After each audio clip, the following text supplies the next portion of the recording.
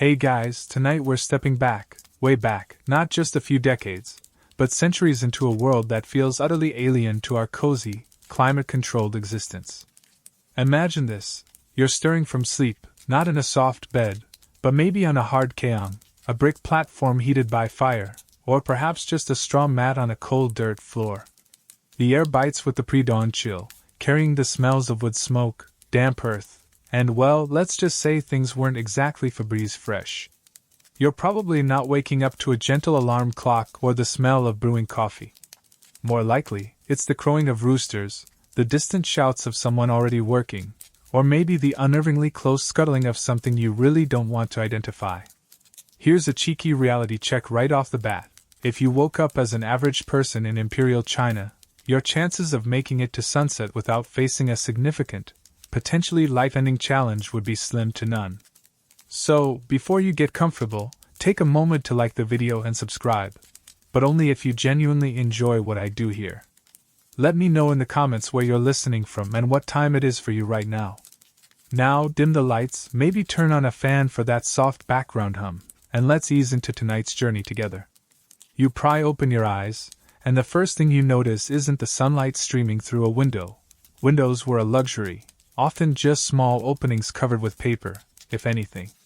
It's the dim, smoky light filtering into your small dwelling. The air is thick, perhaps with the lingering smoke from last night's fire, or maybe the less pleasant aroma of the nearby pigsty or the communal latrine, which is probably just a pit. Your body aches. Not from hitting the gym too hard yesterday, but from sleeping on that unforgiving surface after a day of relentless physical labor. Your muscles are sore, your joints stiff. As you push yourself up, you feel the familiar pangs of hunger already gnawing at your stomach. Breakfast isn't a guaranteed feast, it's whatever scraps might be left from yesterday, if anything, or perhaps a meager bowl of watery gruel if you're lucky. The very act of waking up is a gamble. Did you make it through the night without succumbing to the chill? Without a rat biting you? Without that persistent cough worsening? Infant mortality rates were astronomically high, and childhood diseases that we vaccinate against today were common killers. Even as an adult, a simple cold could turn deadly, and a fever was a terrifying sign. You don't have a medicine cabinet filled with ibuprofen and antibiotics. You might have some herbal remedies passed down through generations, perhaps a visit from a local healer who might offer acupuncture or some rather interesting concoctions. Historians still argue whether traditional Chinese medicine practices were genuinely effective against common infections or primarily offered symptomatic relief and placebo effect. But what is undeniable is the lack of sterile procedures and understanding of germ theory meant even simple treatments carried risks. As you step outside your door, or perhaps just onto the packed earth floor of your dwelling, the world assaults your senses. The noise level is already rising. Neighbors are stirring. Animals are making their presence known, chickens scratching, perhaps a water buffalo lowing. The smells are intense: cooking fires, animal waste, stagnant water, human waste. Hygiene, as you understand it, simply doesn't exist in the way you're used to. Washing isn't a daily ritual for everyone, especially not with clean, running water. A mainstream historical fact is that communal wells or nearby rivers were the primary water sources, shared by people and animals alike, making waterborne diseases incredibly common. Your morning routine might involve a quick splash of water on your face, if you can spare it, before getting straight to the business of survival. There's no leisurely shower, no clean clothes waiting for you. You likely sleep in the clothes you wear during the day, or perhaps just a thin shift. Getting dressed is less about fashion and more about putting on the same worn, patched garments you wore yesterday, and probably the day before, and the week before. The air itself can be dangerous. Depending on the season and location, it might be thick with dust, the acrid smoke from countless cooking fires, or the stench from crowded, unsanitary conditions. Pollen counts? Forget about it. If you have allergies or asthma, well, good luck. You'd likely just accept it as a part of life, perhaps attributing it to malevolent spirits, or bad luck. One quirky tidbit is that some historical texts mention beliefs that certain illnesses were caused by wind cold or damp heat entering the body, leading to various ritualistic or herbal treatments aimed at expelling these forces, which sounds a bit like trying to cure a sneeze with a magic wand, but hey, it's what they had. Think about your soft mattress, your warm duvet, the quiet solitude of your bedroom. Now replace that with a hard surface, thin coverings, and the constant presence of others, your family, maybe even animals, sharing the same small space. Privacy is a completely alien concept. You wake up surrounded by the sounds, smells, and movements of everyone you live with. There's no retreating to your own room, no quiet moment with your phone. Your day begins instantly, thrust into the collective struggle for existence. The light of dawn isn't just about visibility, it's a signal. A signal that the brief respite of night is over and the relentless demands of the day are about to begin. For most people, this means heading straight out to the fields, the workshop, or whatever form of labor sustains your meager existence. There's no hitting the snooze button, no leisurely scroll through social media. The sun is coming up, and work begins with it. Your body is already telling you it's tired, it's hungry, maybe it's sick, but you have to push through. There's no sick leave, no disability benefits, no safety net beyond the fragile bonds of family or community. If you can't work, you don't eat. It's that simple, and that brutal. Even the weather is a constant, looming threat from the moment you open your eyes. Is it going to be scorching hot today, making field work unbearable? Is rain coming, threatening to flood the crops or turn the roads into impassable mud? Is it freezing, making every movement a struggle against the cold? You check the sky, you feel the air, reading the signs that could dictate the success or failure of your day, and perhaps your very survival. There's no weather app, just generations of accumulated wisdom and a healthy dose of anxiety.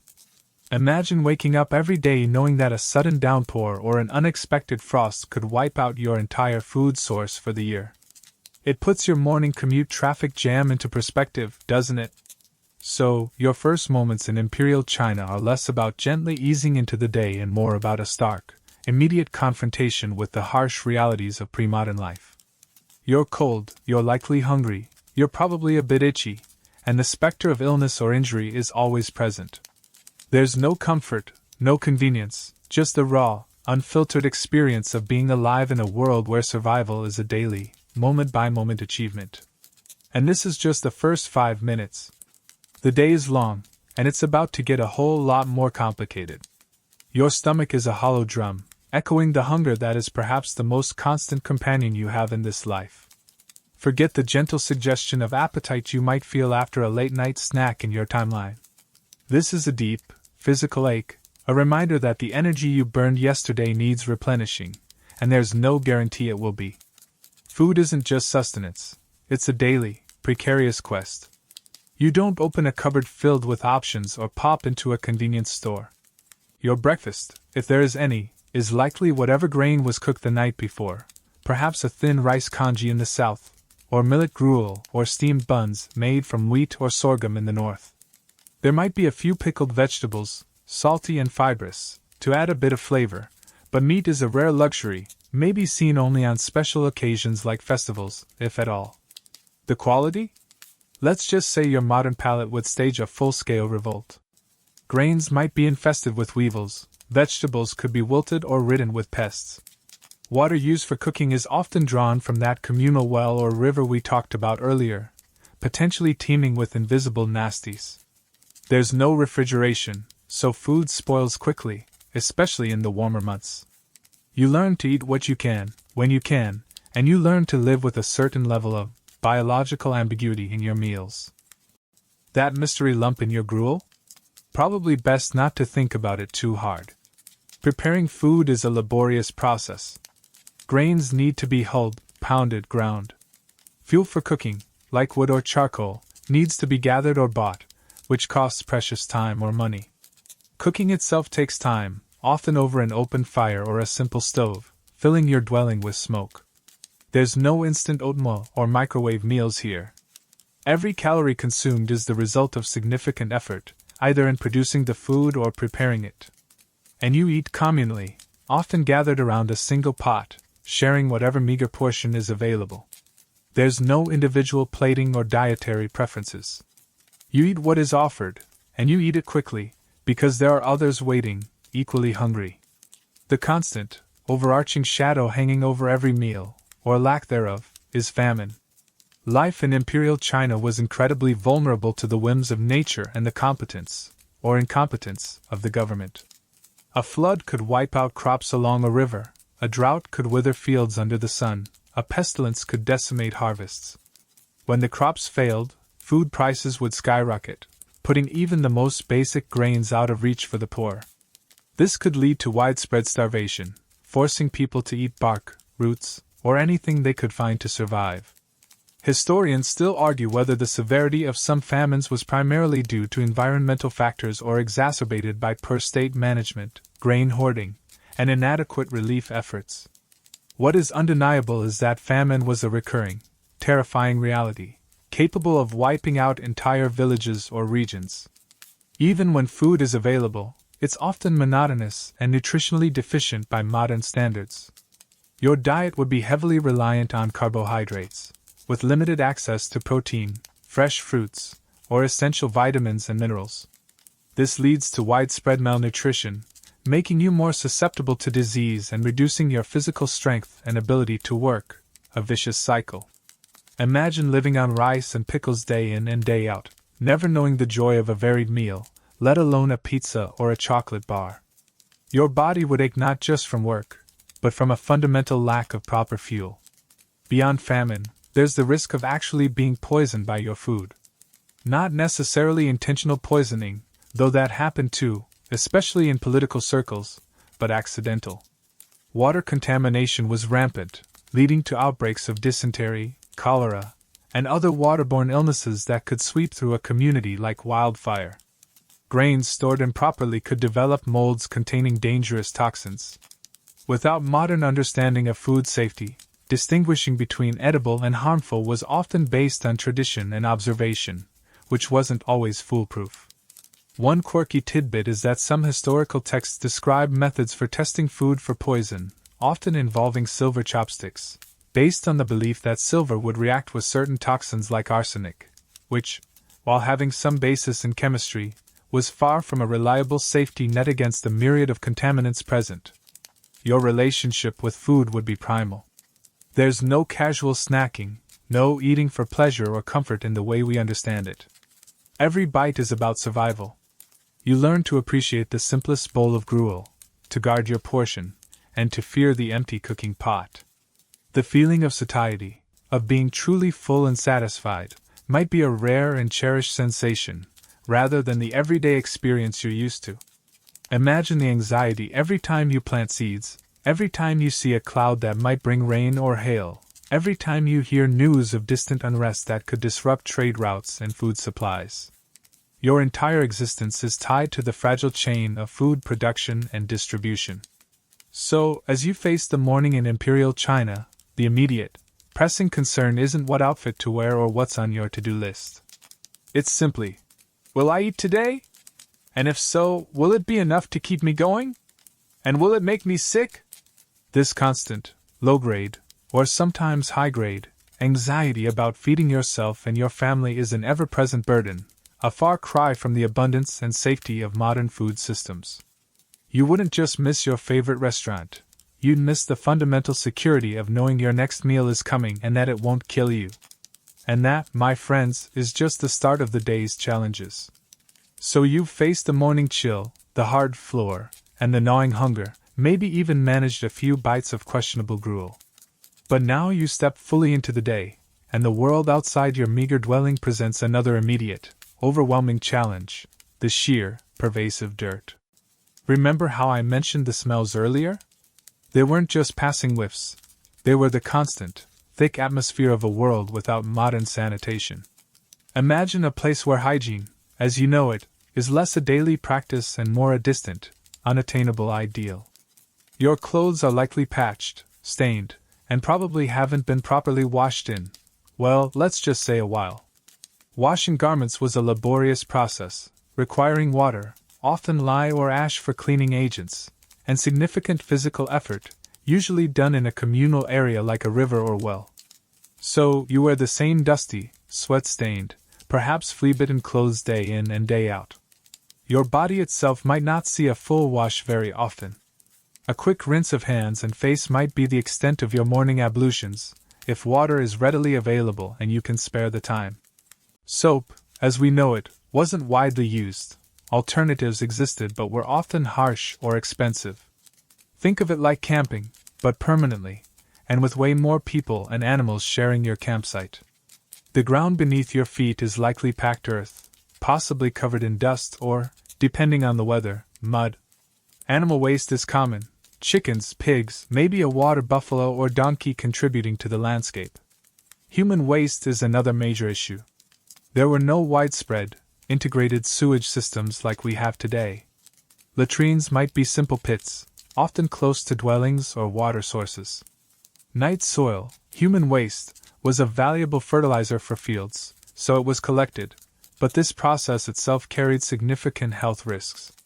The air you breathe is often laden not just with cooking smoke, but with the fine particles of dried waste and dust.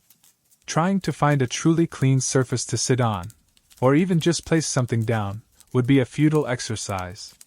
It's a world where wash your hands wasn't just good advice. It was a desperate plea against invisible enemies. And those invisible enemies were everywhere.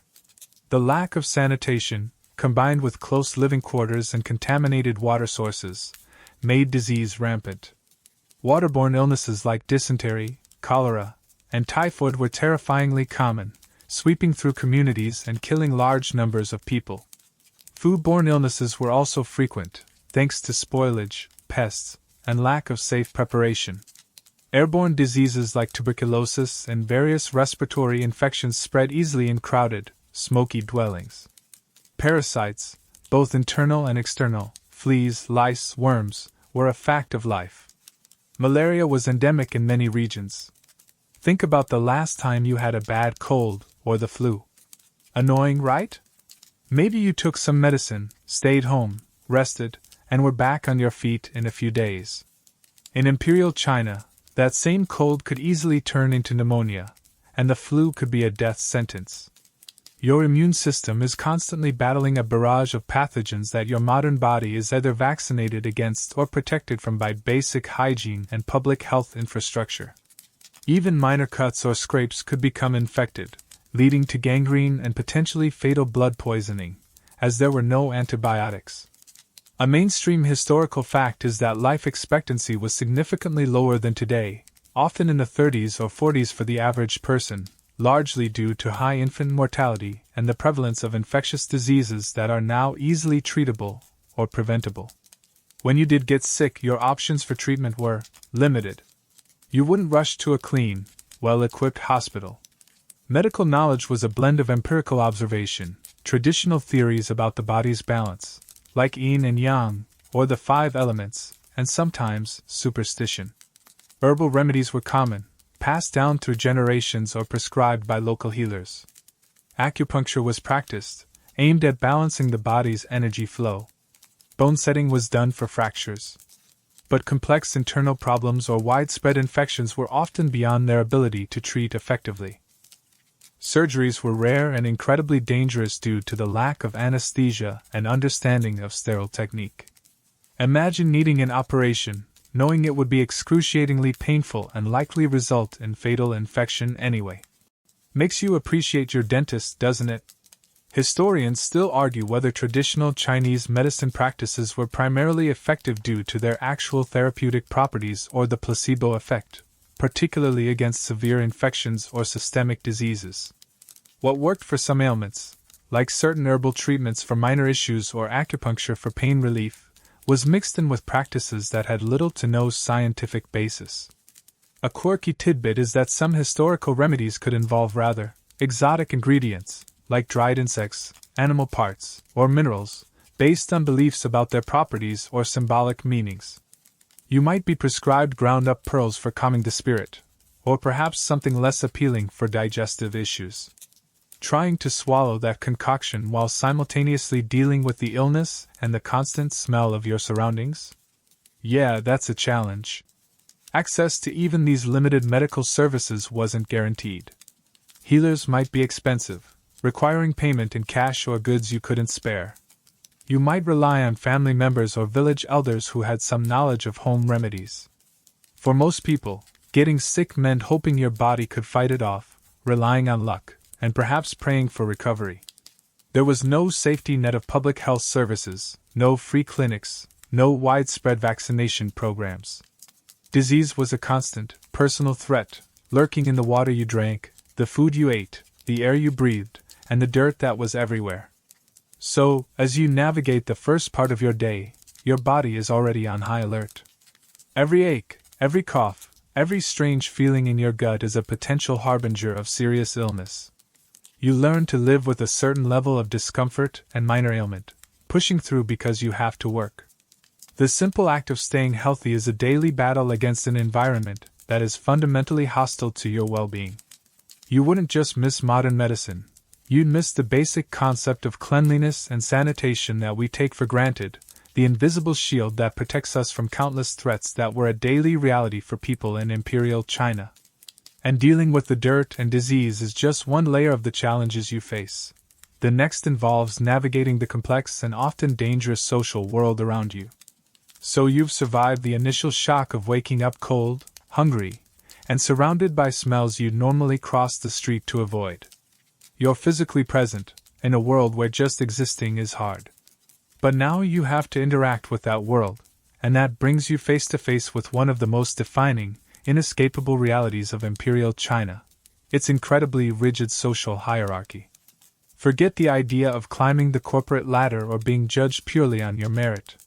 Here, your social standing is largely predetermined from the moment you're born, and it dictates almost every interaction, every opportunity, and often, your ultimate fate. Imagine a ladder with very few rungs, and most of them are splintered and hard to grip. At the very top are the scholar officials, the educated elite who passed the rigorous civil service exams and served in the government bureaucracy. They held immense power, prestige, and privilege. Below them were the farmers, the bedrock of Chinese society, idealized in theory but often struggling laborers in reality. Then came the artisans, skilled craftsmen who produced goods. Below them were the merchants, often viewed with suspicion despite their potential wealth, as they didn't produce tangible goods from the land. And below all of them were the mean people, actors, beggars, slaves, and others considered outside the main social structure, often facing outright discrimination. You are almost certainly born into one of these strata, likely the farmer or artisan class if you're lucky, or perhaps even lower. And moving between them? Almost impossible for most. Your family name, your village, your father's profession, these are the labels that stick to you like mud, defining who you are allowed to speak to, how you must address them, what kind of work you can do, and even what kind of clothes you're permitted to wear. A quirky tidbit is that sumptuary laws often dictated the colors, materials, and styles of clothing based on your social rank, so no rocking silk robes if you were a farmer. Every interaction is a performance dictated by status. When you speak to someone of higher rank, you must use deferential language, lower your gaze, and perhaps even bow or kowtow, kneel and touch your forehead to the ground, depending on the status difference. There's no casual chat across class lines, no friendly wave to the local official. They are figures of authority and power, and you are expected to show absolute respect, bordering on fear. Conversely, interacting with someone of lower status might involve using more direct, or even dismissive language. It's a constant dance of recognizing and performing your place on the social ladder. It's like being stuck in a video game where everyone has a visible level above their head, and you automatically get debuffed when talking to someone higher level. This hierarchy isn't just about manners, it has tangible consequences. A mainstream historical fact is that the legal system itself often treated people differently based on their social status. A crime committed by a person of lower status against someone of higher status would typically receive a much harsher punishment than the reverse. An official could, with relative impunity, demand labor, goods, or even inflict physical punishment on a commoner. Your rights, or lack thereof, were directly tied to your position in society. The only widely recognized path to significant upward mobility was the civil service examination system. Theoretically open to all males, though the poor often couldn't afford the education required to even attempt it. Passing these incredibly difficult exams could elevate a commoner to the esteemed rank of scholar official. However, this was less a highway and more a lottery. The pass rates were minuscule, often less than 1%. Most who attempted failed repeatedly, sometimes spending their entire lives studying without success. So, while the possibility existed, the probability for the average person was vanishingly small. Historians still argue whether the examination system was a genuine engine of social mobility that brought fresh talent into government, or primarily served to reinforce the existing power structure by co-opting ambitious individuals and maintaining the dominance of educated elites who could afford the necessary schooling. For the vast majority, life was lived within the confines of their birth status. If you were born a farmer, you would farm. If you were born an artisan's child, you might learn that craft. There was comfort in tradition and knowing your place, perhaps, but also immense limitation. Your potential wasn't defined by your talent or your dreams, but by the circumstances of your birth. Want to be a famous painter but you're a farmer's son? Good luck finding the time, resources, or social connections. Want to open a thriving business? As a merchant, you might accumulate wealth, but you'd still lack the social prestige and political influence of the scholar officials, and your wealth could be confiscated by a corrupt official on a whim. This rigid structure created a society where deference to authority was paramount. You learned from childhood that questioning those above you was dangerous. Complaining about unfair treatment from an official could lead to severe repercussions. Your life was, to a significant extent, subject to the will of those higher on the social ladder. It's like living in a perpetual high school caste system, but instead of just getting swirlies, the popular kids can literally have you beaten. Even within families, hierarchy was crucial. Confucian principles emphasized filial piety, respect for elders and ancestors. The father held authority over the family, the eldest son over younger siblings, men over women. This internal hierarchy mirrored the larger societal structure, reinforcing the idea that life was lived within layers of prescribed relationships and obligations. So, as you navigate your day, remember that every person you encounter is placed somewhere on this invisible, yet incredibly real, ladder. Your interactions are not spontaneous exchanges between equals, but carefully calibrated performances based on relative status. The farmer bows to the artisan bows to the merchant bows to the low-level official, and everyone bows to the high-level official. Your opportunities, your safety, your very ability to speak freely are constrained by your position. You wouldn't just miss the freedom to choose your career, you'd miss the fundamental sense of equality and individual agency that many modern societies aspire to, however imperfectly. The constant pressure of knowing your place, and the potential consequences of stepping out of line, adds another layer of stress to an already difficult existence. And speaking of difficult existence, much of that difficulty stemmed from the relentless work required just to stay alive. You've navigated the treacherous waters of morning hygiene and faced the ever-present specter of hunger, all while acutely aware of your predetermined place on the social ladder. But the sun is higher now, and the day demands action.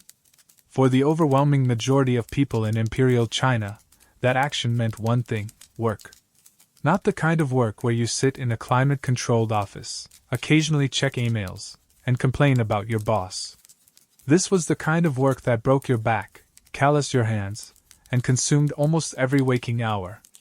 If you were an average person, you were almost certainly a farmer. Life revolved around the relentless cycle of the agricultural seasons.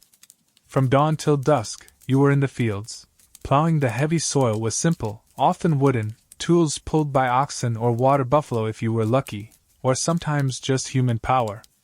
You'd spend hours stooped over, planting seeds by hand, meticulously weeding under the scorching sun or in the pouring rain. Harvesting involved backbreaking manual labor with sickles or scythes, gathering crops that represented your family's survival for the coming year. There were no tractors, no chemical fertilizers, no pesticides, though they did use natural methods like beneficial insects or certain plant extracts, with varying success.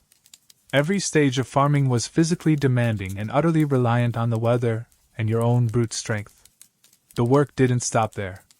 You might also raise a few chickens or pigs, tend a small vegetable patch near your home, maintain irrigation ditches, and repair tools or buildings. Evenings weren't for leisure, they were for necessary tasks like mending clothes, preparing the next day's meager food, or perhaps weaving cloth. There was no concept of a 40-hour work week. Your workday began with the sun and ended only when it was too dark to see, or when your exhausted body simply couldn't move anymore. Weekends? Public holidays? Unless it was a major festival, the fields didn't care if you were tired. The crops needed tending, the animals needed feeding, the work was endless. It's enough to make your modern office job look like a spa retreat, isn't it? Maybe you'd even miss those mandatory Monday morning meetings. And you did this work with virtually no rights. As a commoner, particularly a farmer, your labor was seen as a fundamental obligation to yourself, your family, and the state. You didn't have contracts, safety regulations, or minimum wage laws.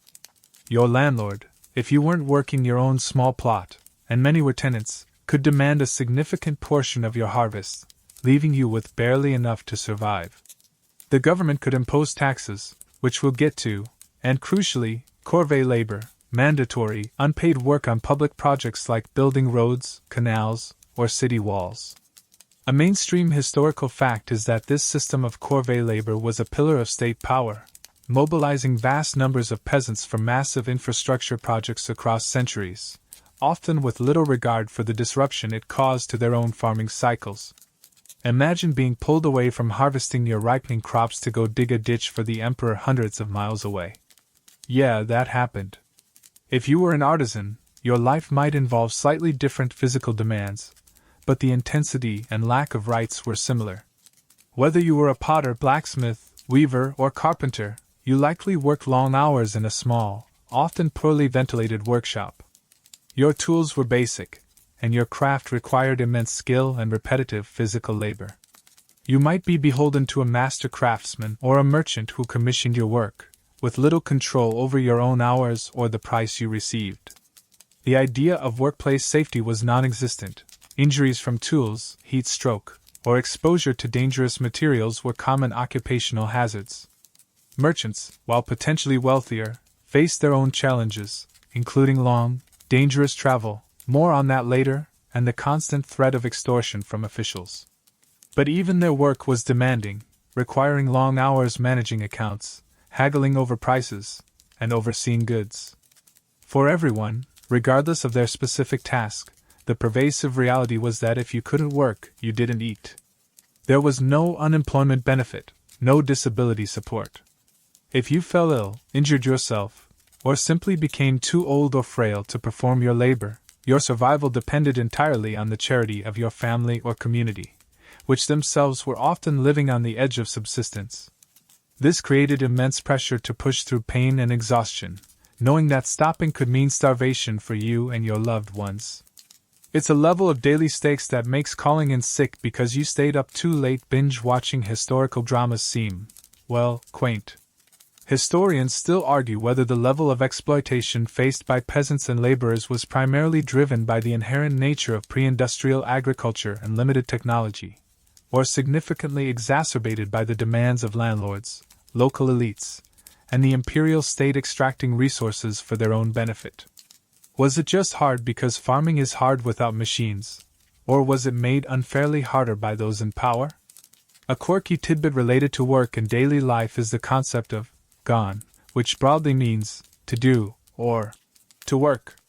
This single character encapsulates the fundamental reality that life was about doing, about laboring. It wasn't just a job, it was existence itself.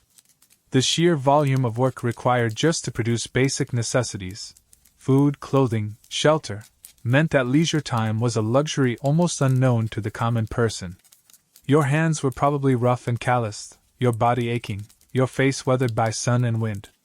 You smelled of sweat, earth, and whatever materials you worked with.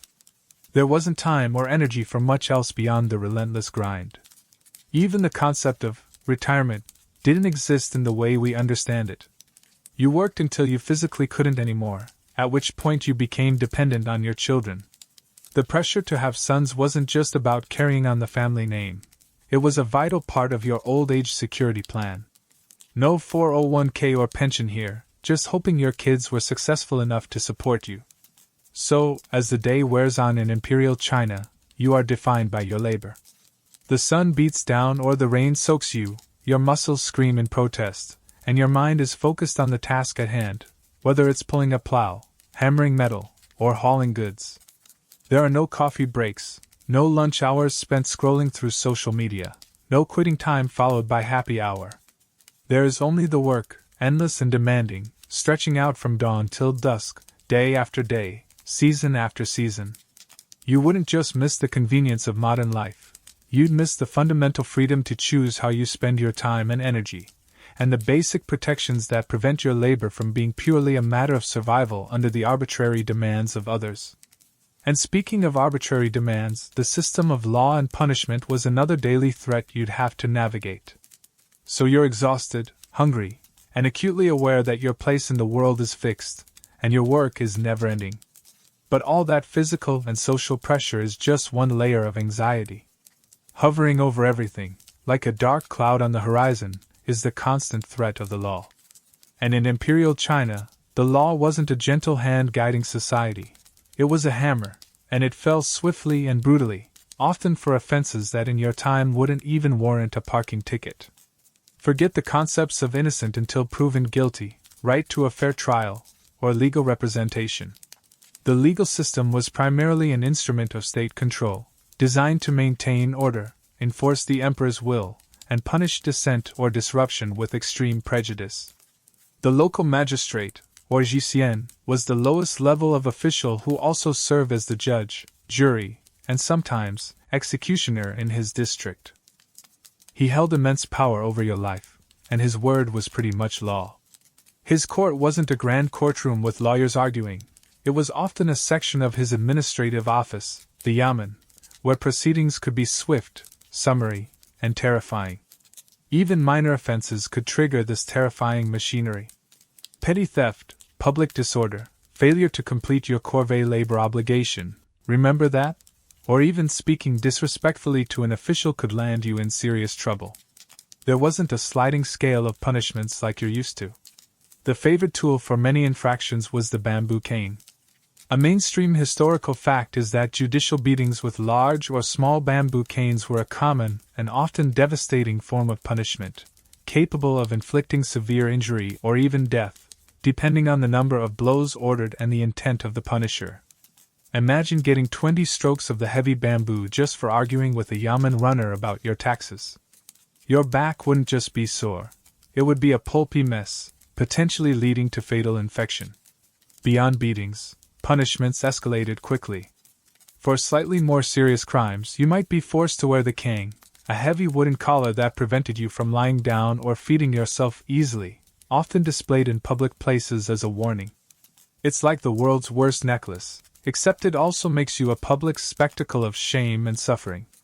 More serious offenses, or repeated minor ones, could lead to exile to a remote frontier region, essentially a death sentence for many, as the journey was arduous and the destination harsh. Mutilation, though less common in later dynasties, was sometimes used for specific crimes. And then there was execution.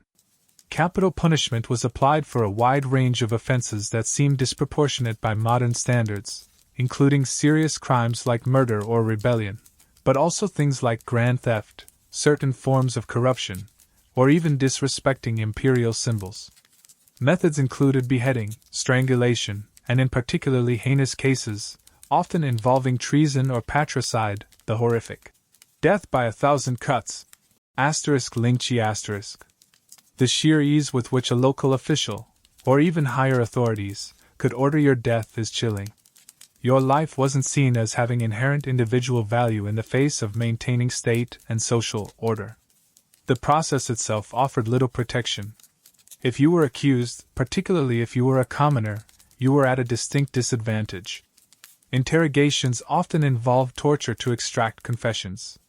The legal philosophy, influenced by legalism and later Confucianism, often prioritized obtaining a confession, sometimes viewing it as proof of guilt.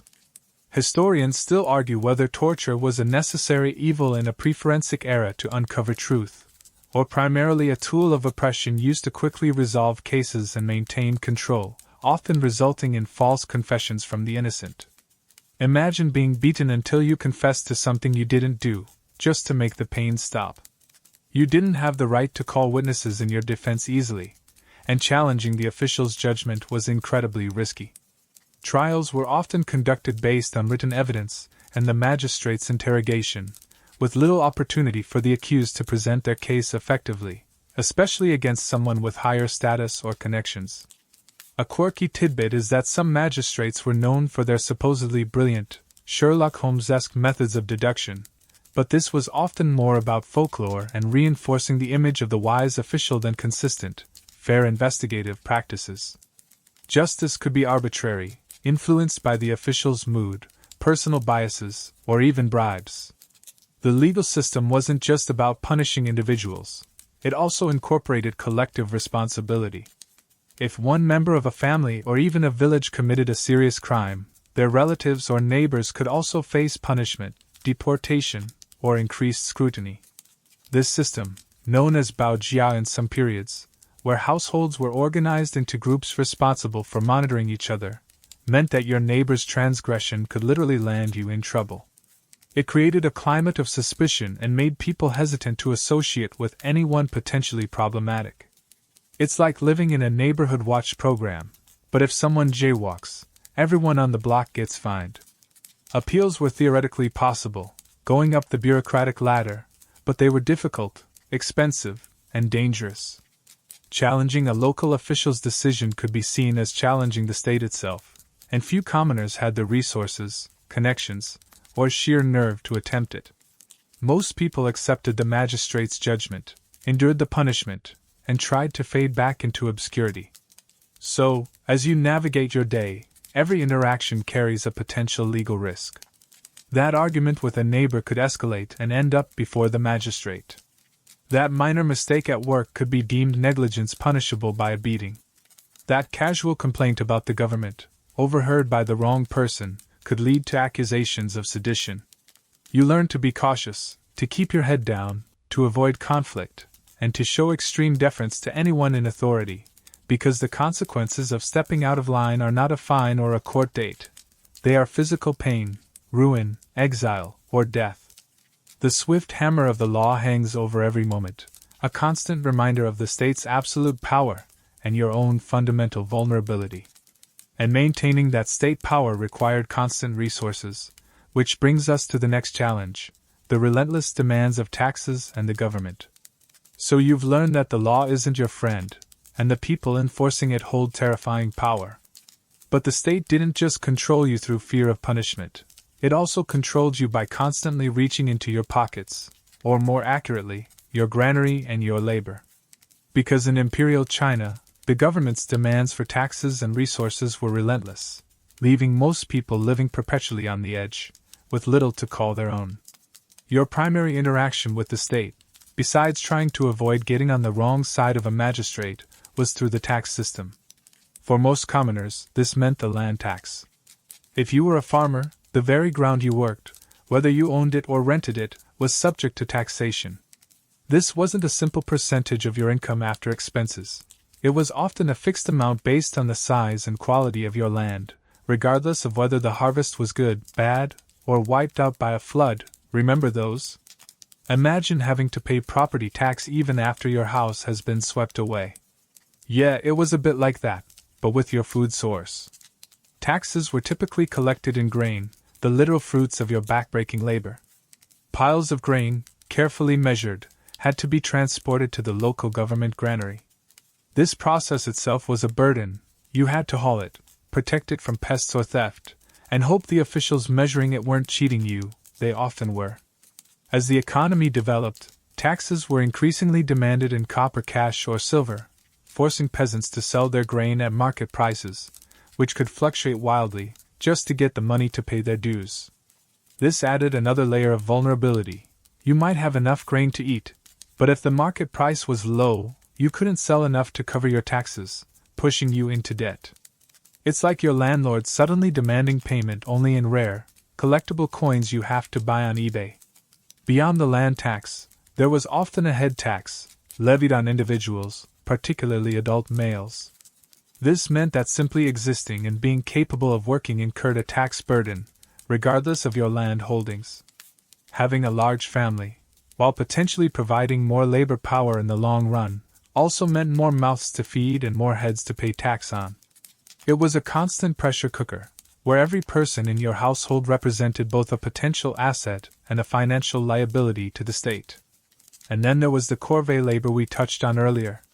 This wasn't a cash tax, but a tax on your time and body. The state could demand weeks or even months of unpaid labor from you for public works projects, building roads, repairing canals, constructing palaces, or maintaining city walls.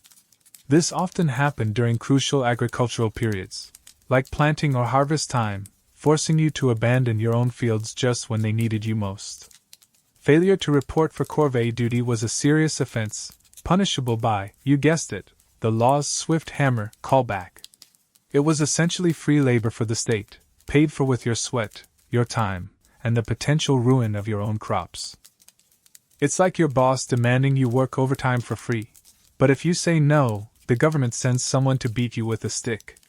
Dealing with the officials responsible for collecting these taxes and enforcing these demands was another source of anxiety.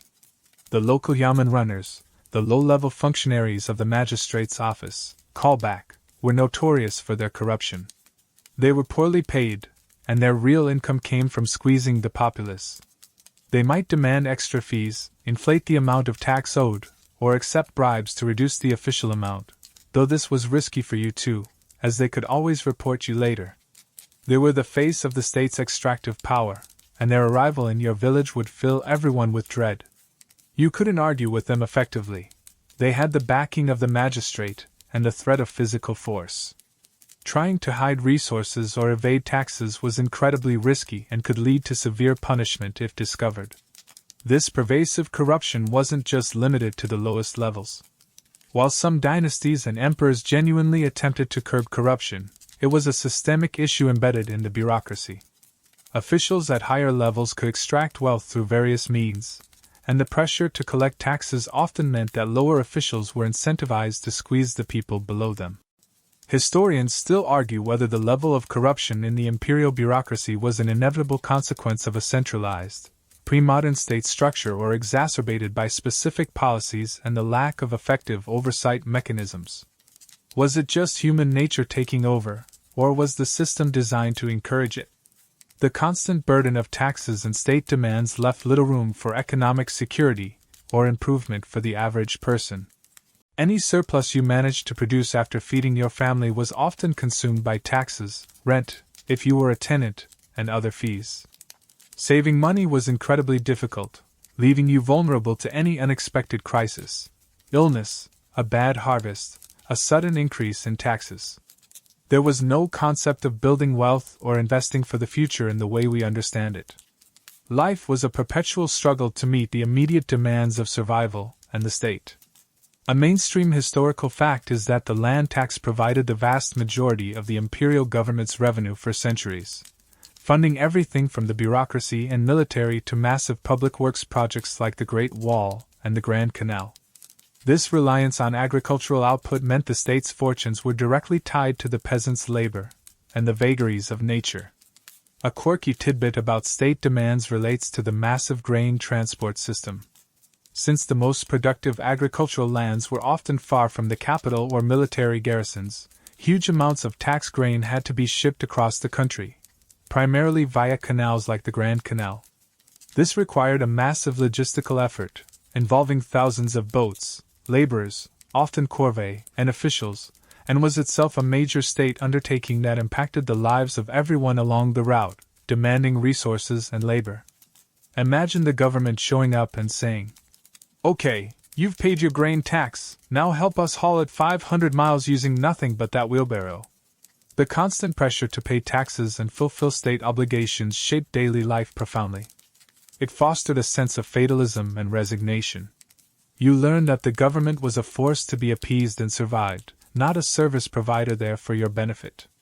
Your relationship with authority was defined by obligation and fear, not rights and representation. It's enough to make you think maybe filing your modern tax return isn't so bad after all. At least the IRS usually doesn't send someone to beat you with a stick if you're late. This economic pressure also had knock-on effects. Sometimes, to pay taxes or survive a lean period, families were forced to sell land, sell their possessions, or even sell their children into servitude. It was a desperate measure, but the state's demands often pushed people to such extremes. The stability of your life, already fragile, was constantly undermined by the state's need for resources, extracted from your labor and your land. And sometimes these demands or the search for opportunity pushed people out of their familiar villages, into a world filled with new dangers. You've just survived another brush with the tax collector, or maybe you're contemplating how you'll find enough grain to pay your dues next season. The pressure is immense, a constant weight on your shoulders. Sometimes that pressure, or the simple need to trade goods, visit distant family, or seek opportunity in a new market town, forces you to consider something terrifying for the average person in Imperial China, leaving the relative familiarity, and even that's relative, of your village.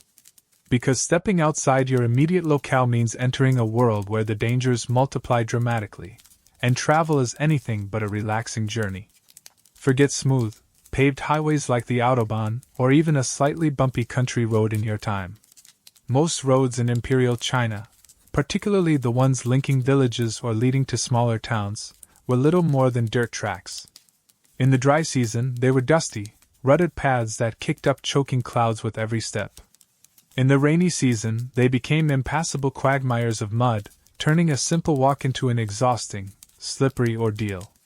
Major official routes existed, part of the state's infrastructure to connect key cities and facilitate troop movements and communication, but even these could be poorly maintained in times of neglect or instability.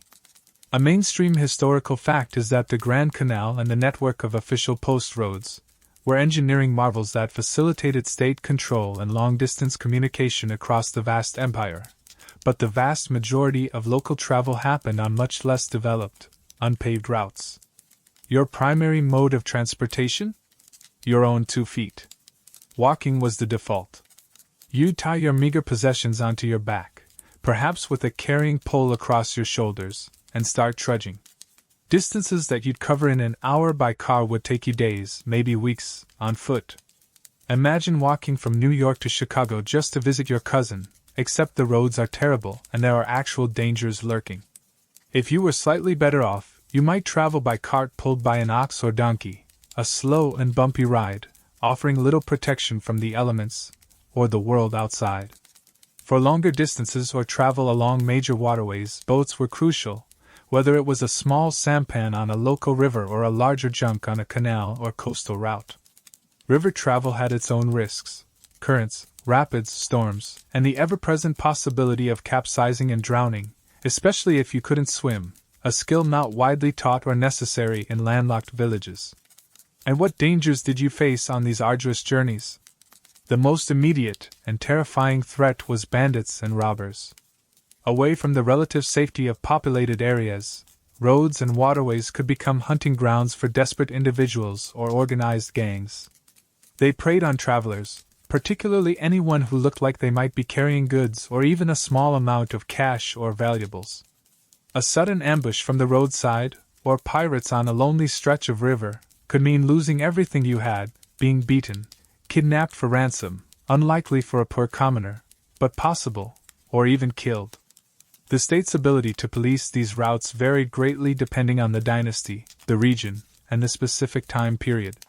Historians still argue whether the state's efforts to maintain security on major travel routes were generally effective in protecting common travelers or primarily focused on safeguarding official traffic and wealthy merchants, leaving peasants largely vulnerable. Beyond human threats, nature offered its own set of challenges. Rivers could flood suddenly, washing away bridges and making crossings impossible or deadly. Mountain passes could be blocked by landslides or snow. Wild animals, though perhaps not as common a threat as bandits on well-used routes, could still pose a danger in more remote or wilderness areas. The sheer physical toll of the journey itself was also a threat: exhaustion, exposure to harsh weather, lack of clean water and food along the way. Staying in roadside inns, if you could afford them, offered a roof but could also be risky places, sometimes frequented by UNS savory characters. Travel also meant a higher risk of encountering and spreading disease. As people moved between communities, they carried pathogens with them. A local outbreak in one village could easily be spread to others by travelers passing through. Remember those hygiene issues and lack of medical care we talked about? Now imagine adding long-distance movement of potentially infected people and goods to the mix. It's like a pre-modern version of a global pandemic, but slower and more localized initially. A quirky tidbit is that specialized professions arose around facilitating travel and transport, like the professional porters, who carried heavy loads over vast distances, or the boatmen and ferry operators who navigated the waterways, each group having their own customs and risks associated with their trade. Even dealing with the official world while traveling was fraught with potential issues. There were checkpoints along major routes, ostensibly to control movement and collect tolls or taxes. But these could also be places where corrupt officials or yamen runners, callbacks, might harass travelers, demand bribes, or scrutinize your papers, if you even had any that were relevant. Being questioned, particularly if you were traveling without obvious purpose or looked suspicious, could lead to delays, demands for money, or even arbitrary detention. It's like going through airport security, but the TSA agents are armed with bamboo sticks and can just decide they don't like your face. And there's no manager to complain to. The lack of reliable maps or widespread literacy also made navigation difficult. You'd rely on word-of-mouth directions, perhaps crude sketches, or following well-trodden paths. Getting lost wasn't just an inconvenience. It could leave you stranded in dangerous territory without food or water. Imagine trying to navigate a multi-day hike using only verbal instructions from strangers who might not even know the way themselves. So, the decision to travel was never taken lightly. It was expensive, time-consuming, physically draining, and genuinely dangerous. Most people stayed within their local area, rarely venturing more than a day's walk from their home village. The world beyond their immediate surroundings was largely unknown, filled with rumored dangers and uncertainties. The vast, diverse landscape of China that you see on maps was, for the average person, compressed into the small radius they could realistically and safely traverse.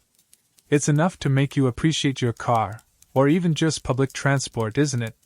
The freedom to move relatively safely and easily from one place to another is a profound luxury you wouldn't even realize you had until it was gone.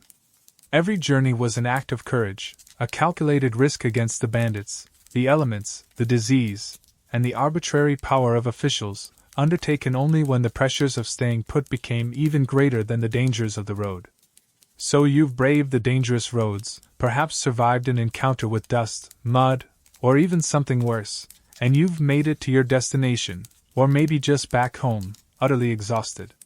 But the pressures of life in Imperial China aren't just about physical survival or navigating the external world of work, law, and the state.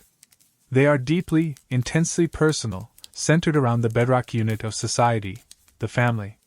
And within the family, your life is shaped, constrained, and often dictated by incredibly powerful expectations, particularly when it comes to marriage and your role within the household. Forget the modern idea of finding your soulmate, dating to see if you're compatible, or deciding if and when you want to get married or have children. In Imperial China, marriage was rarely about romantic love between individuals. It was primarily an alliance between two families, a social and economic transaction crucial for lineage continuation, resource pooling, and maintaining social order. Your parents, or perhaps even earlier generations, would arrange your marriage, often with the help of a matchmaker. Your personal preferences were secondary, if they were considered at all. You might meet your future spouse only on your wedding day, a complete stranger with whom you were expected to spend the rest of your life and build a family. Imagine your parents setting you up on a blind date that lasts forever, and you have no say in the matter. For women, marriage was the central event of their lives, marking the transition from their birth family to their husband's family. Once married, a woman's primary duty was to serve her husband and his parents, and most importantly, to bear sons to continue the family line. A mainstream historical fact is that the pressure to produce male heirs was immense, deeply ingrained in Confucian filial piety, as sons were needed to perform ancestral rites, provide for parents in their old age, and carry on the family name. A wife who failed to bear sons, or enough sons, could face immense pressure, mistreatment, or even divorce, though divorce initiated by the wife was extremely difficult. Her status within the household often depended heavily on giving birth to sons and later, on the success and respect she commanded from her own children. For men, marriage was also an obligation, though they typically had slightly more agency in the process. Their parents still chose, but might consult them depending on social status. A man's duty was to marry, provide for his family through his labor, and ensure the continuation of his lineage.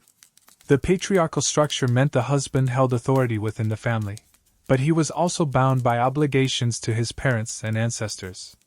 His wife was expected to be obedient and diligent, managing the household and raising the children. It's like being assigned a lifelong group project partner, where the project is survival and continuing the family name, and the stakes are incredibly high. The family unit itself was the primary social safety net. There were no government pensions, unemployment benefits, or social services for the poor. If you were old, sick, or unable to work, you relied entirely on your adult children, particularly your sons, to support you. This created a powerful bond, but also immense pressure on the younger generation. Filial piety wasn't just a nice idea, it was an absolute moral imperative and a practical necessity. Disobeying or failing to care for your parents was one of the gravest offenses imaginable, deeply shaming the family and potentially incurring legal consequences. Imagine the guilt trip if you didn't call your mom enough, except instead of just feeling bad, your neighbors judge you and the local official might cane you. Living arrangements often involved extended families sharing a single dwelling or compound, particularly in rural areas. Grandparents, parents, children, and sometimes siblings and their families would live together. While this provided a support system for labor and childcare, it also meant a complete lack of privacy and constant negotiation of relationships within a hierarchical structure, elders over younger, men over women. Your personal space was virtually non-existent, and your life was lived under the constant scrutiny and influence of your relatives. Beyond marriage and lineage, family life was governed by a complex web of rituals and obligations related to ancestor worship. Honoring deceased ancestors through regular offerings and ceremonies was crucial for the family's prosperity and well-being. This wasn't just a religious practice. It was a fundamental social duty that reinforced family identity and continuity across generations. Failure to properly honor ancestors was believed to bring misfortune upon the living family members. It's like having to attend mandatory, elaborate family reunions, but the attendees are all dead and will curse you if you don't bring the right snacks. Historians still argue whether the emphasis on the extended family and filial piety in Imperial China primarily served to maintain social stability and provide mutual support in a challenging environment, or whether it stifled individual autonomy and perpetuated inequality, particularly for women and younger generations. Was it a necessary system for survival, or an oppressive one? A quirky tidbit about marriage customs is the elaborate process involving betrothal gifts, dowries, and specific rituals for presenting the bride to the groom's family. The exchange of gifts wasn't just symbolic, it was a crucial part of the economic alliance between the families, often involving significant resources like land, livestock, or valuable goods. Negotiating these details could be a complex and lengthy process, sometimes taking years before the actual wedding ceremony. The pressure to conform to these familial and societal expectations was immense. Your individual desires or ambitions took a backseat to the needs and reputation of the family. Choosing a different path, refusing an arranged marriage, or failing in your expected duties could lead to severe social ostracism, disinheritance, or even being cast out of the family, a terrifying prospect in a society where your family was your only safety net. For women, the pressures were particularly intense.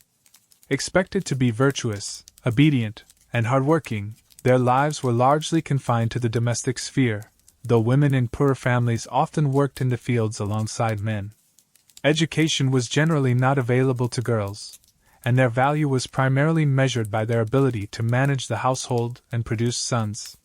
While some women, particularly in wealthier families, might wield significant influence within the domestic realm, their public roles were severely limited.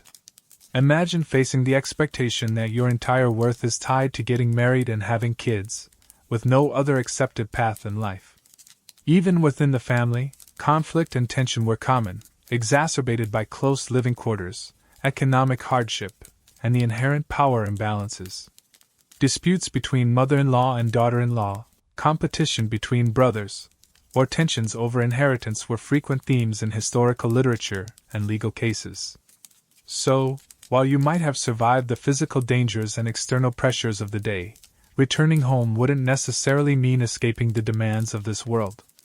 Your life within the family was governed by strict rules, powerful obligations, and relentless expectations. Your identity was inextricably linked to your family's status and lineage, and your personal happiness was often sacrificed for the collective well-being and continuation of the household. You wouldn't just miss the freedom to choose your own spouse, you'd miss the fundamental concept of individual autonomy, and the ability to forge your own path independent of intense familial and societal pressure.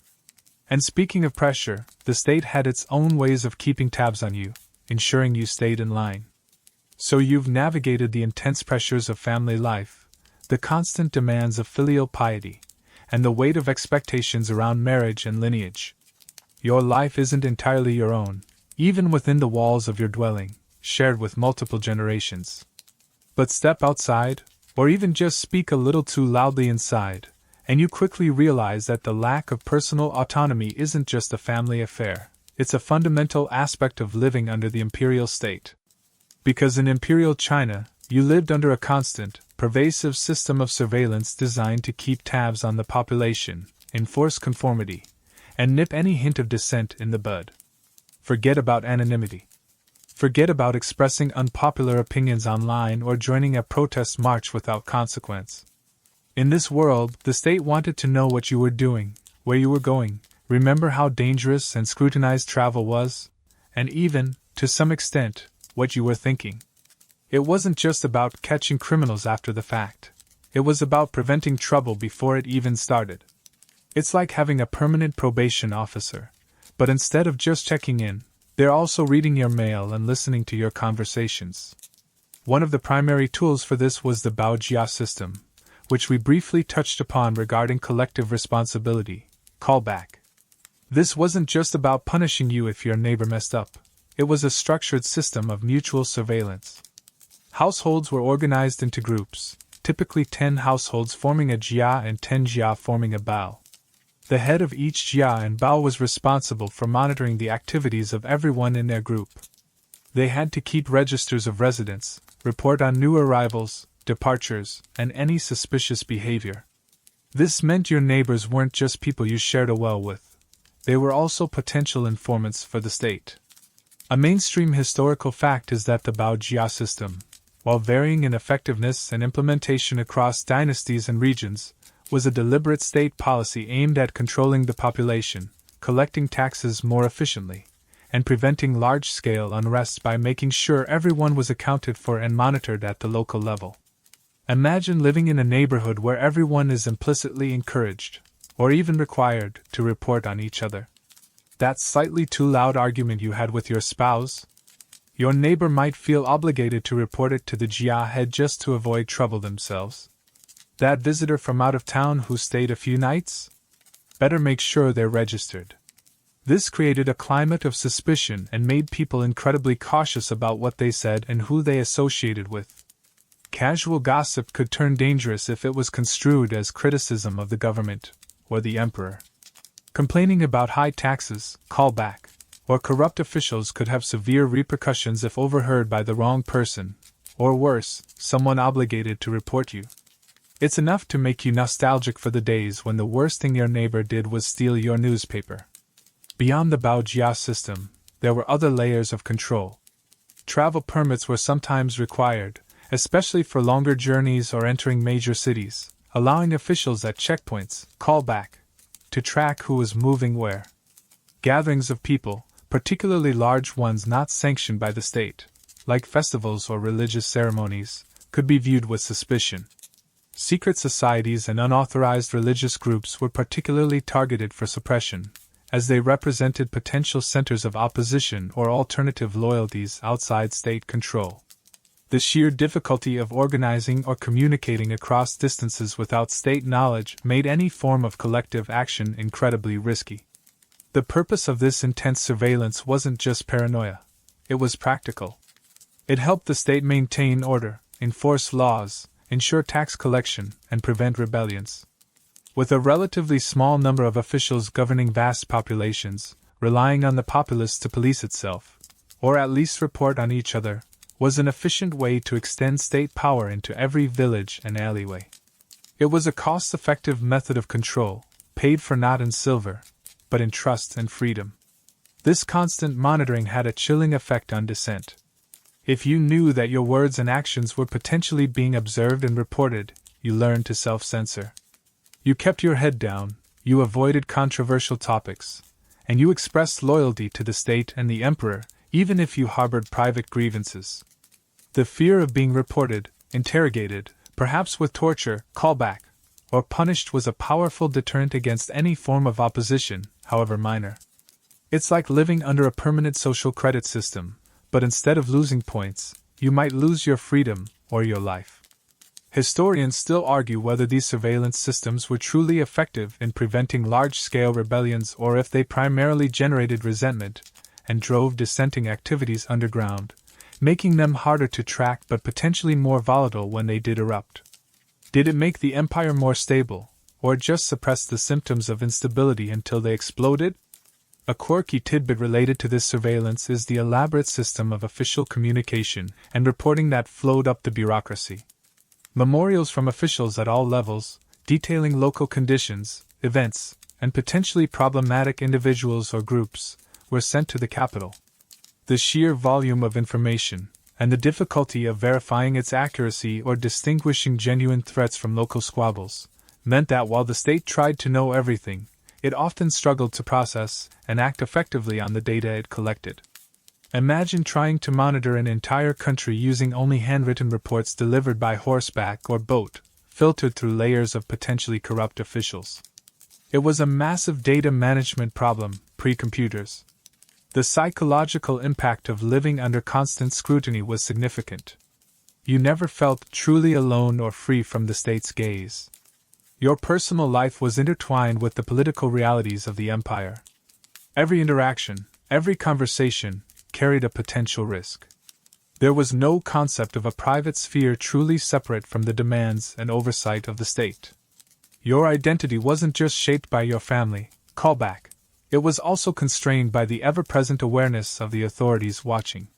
You learned to wear a public face of conformity and obedience, keeping your true thoughts and feelings hidden. This lack of freedom, this erosion of privacy, adds another layer to the already heavy burden of simply existing in Imperial China. And sometimes, all these internal pressures combined with external forces could lead to something even more terrifying than surveillance or taxation. So you've learned to navigate the intense pressures of family life and the ever-present gaze of state surveillance. You keep your head down, watch what you say, and try to blend into the background. But sometimes, keeping to yourself isn't enough, because the state doesn't just watch you from afar, it interacts with you directly, through its vast, complex, and often infuriating bureaucracy. And dealing with officials, from the lowest yamen runner to the distant magistrate, is another layer of stress and potential danger you face constantly. Imagine needing to get anything official done. Registering a birth or death, resolving a land dispute, getting permission for something, or simply paying your taxes, callback. You don't have an online portal or a customer service hotline. You have to go to the local government office, the yamen. This is the magistrate's headquarters, a place of power and authority, often walled and imposing, symbolizing the state's presence in your community. Stepping through its gates is entering a different world, one governed by rules you barely understand and inhabited by people who hold immense power over you. The lowest rung of this ladder are the yamen runners, callback. These are the clerks, messengers, and enforcers, the people who interact directly with the common folk.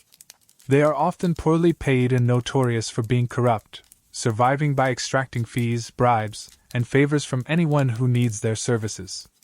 Need a document processed? There's a fee for that, above and beyond the official cost. Want to make sure your tax payment is recorded correctly? A little tip might help. They are the gatekeepers, and navigating them requires a mix of deference, patience, and a willingness to part with your meager resources. They can delay your requests indefinitely, lose your paperwork accidentally, or simply make your life miserable if you don't play by their unwritten rules.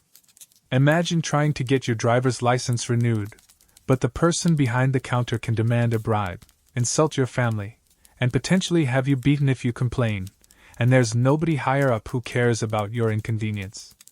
Higher up is the magistrate himself, the GCN. He is the ultimate authority in your district, responsible for everything from collecting taxes and administering justice, callback, to maintaining order and overseeing public works. He is typically an outsider, appointed by the central government, with little personal connection to your community beyond his official duties. His decisions can ruin your life or offer a rare moment of fairness, but you have very little recourse if he is unjust or indifferent. You can't just schedule an appointment to voice your concerns. Getting an audience with the magistrate is incredibly difficult for a commoner, requiring influence, persistence, or a matter serious enough to warrant his attention, which often means you're already in deep trouble. The entire system is steeped in bureaucracy, procedures, and a hierarchy that emphasizes formality and power distance. Documents are crucial, written in a complex literary language you likely can't read. Petitions or requests must be phrased in specific, deferential language. Mistakes in protocol or address could be seen as disrespectful and have negative consequences. You're constantly aware that you are supplicant before a powerful authority, and your fate rests on their whims or the smooth, or deliberately bumpy, functioning of the administrative machine. It's like trying to navigate a labyrinth designed by Kafka, but with added opportunities for physical pain and financial ruin. Corruption wasn't just a bug in the system, it was often a feature, or at least a pervasive reality that the state struggled to control. While the imperial government periodically launched anti-corruption campaigns and some officials were genuinely honest and dedicated, the incentives and oversight mechanisms were often insufficient. Low salaries for yamen runners, the immense power wielded by local officials, and the lack of transparency created fertile ground for bribery, extortion, and favoritism. Historians still argue whether the level of corruption in the imperial bureaucracy was an inherent flaw that weakened the state over time, or a necessary lubricant that allowed the vast and complex machinery of government to function at all by providing informal incentives and pathways. Was it a cancer or a necessary evil? For you, the common person, this meant that accessing justice, getting fair treatment, or simply complying with state demands often required navigating a murky world of informal payments and personal connections, if you had them. Someone with a little influence, perhaps a wealthy merchant, callback, or a minor gentry member, might be able to grease the wheels or intercede on your behalf, but the average farmer was left to face the bureaucracy alone, vulnerable to its demands and delays. Even when officials weren't actively corrupt, they could be indifferent. Your personal hardship, the ruin of your crops, callback, or a family crisis might mean little to an official focused on meeting his tax quotas, callback, or maintaining order across a large district. Their priorities were the state's priorities, not your individual well-being. Appealing for leniency or understanding was often futile. You were a number, a unit of labor and taxation, part of the vast populace to be managed, not an individual with unique problems. It's enough to make you miss the days when you could just complain about bureaucracy on Twitter.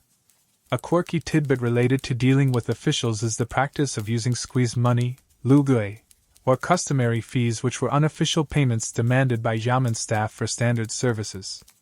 These were distinct from outright bribes to pervert justice, but were essentially institutionalized petty corruption that everyone knew about but couldn't avoid.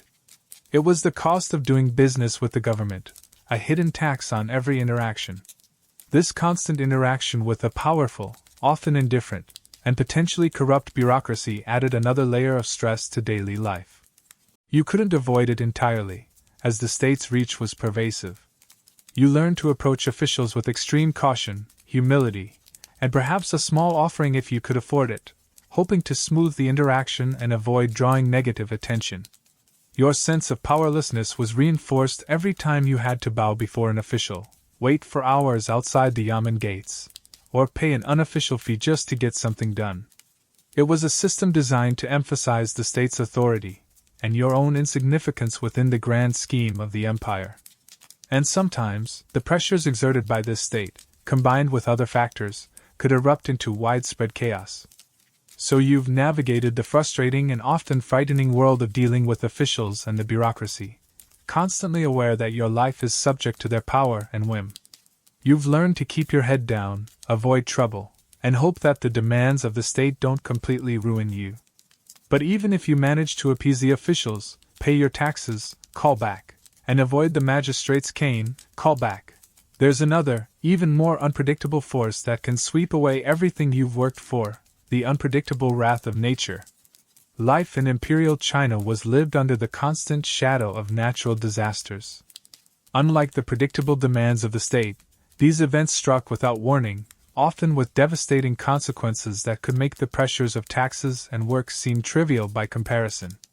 Imagine waking up one morning not to the usual struggle for food, call back, or the ache in your bones, call back, but to the terrifying roar of a river overflowing its banks, or the ground shaking violently beneath your feet. These weren't rare occurrences. They were recurring, feared possibilities that shaped the landscape and the lives of the people.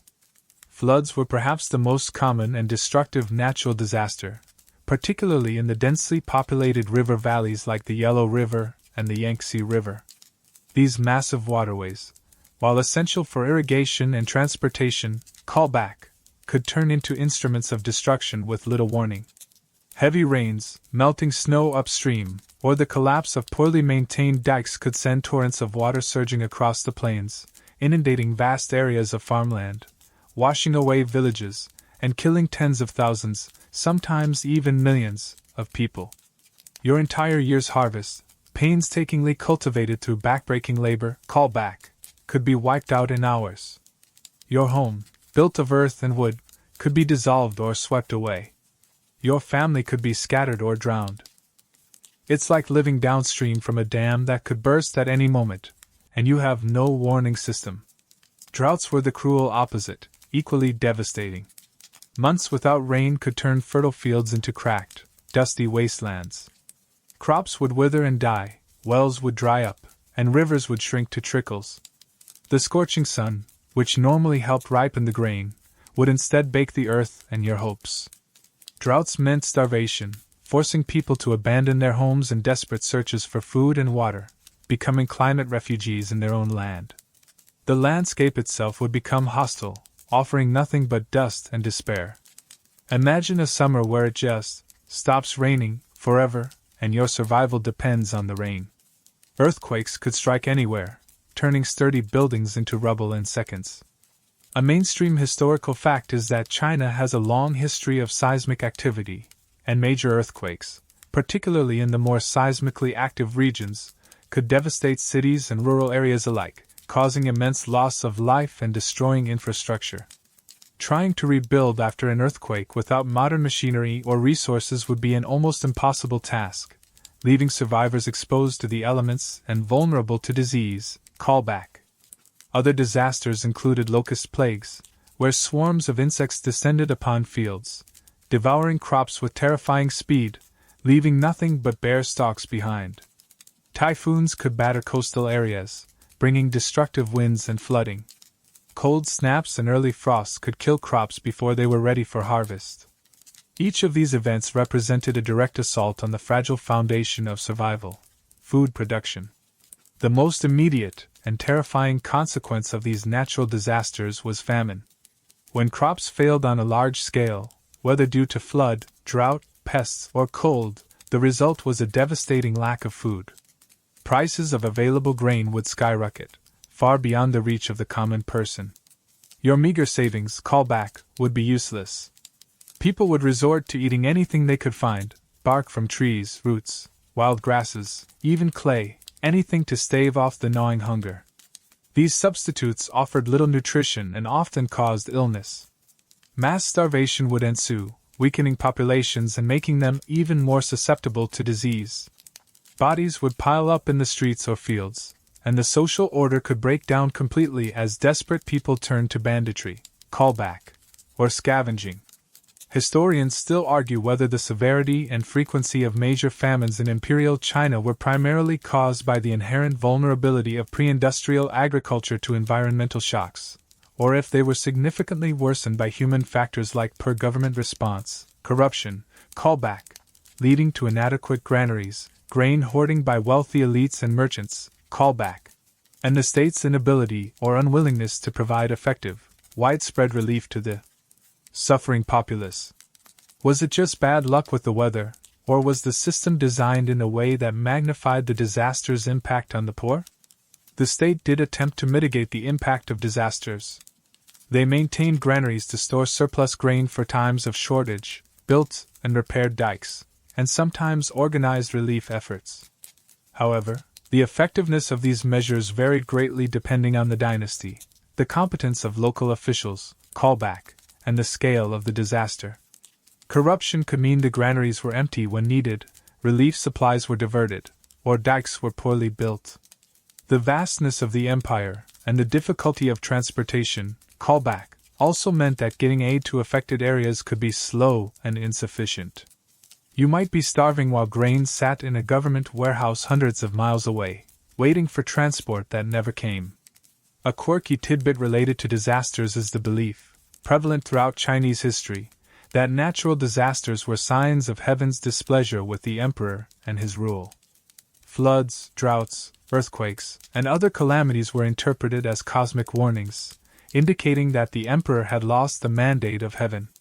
This belief added a significant political dimension to natural disasters, often leading to self-recriminations from the emperor, changes in policy, or even contributing to the legitimacy crisis that could precede dynastic change.